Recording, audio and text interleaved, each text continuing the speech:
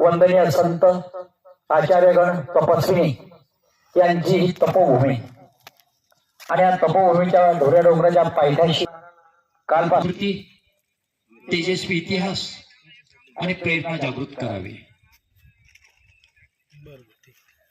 ज्ञान सूर्य आचार्य श्री परशुराम बास ज्ञान मंडपाच्या समोर हे ध्वजारोहण संपन्न होत आहे।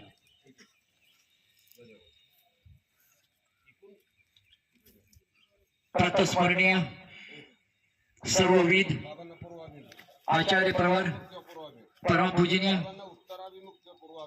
ज्ञान भास्कर शारदाजी श्री मोठी दादाजी आपणाला करबद्ध प्रार्थना आहे।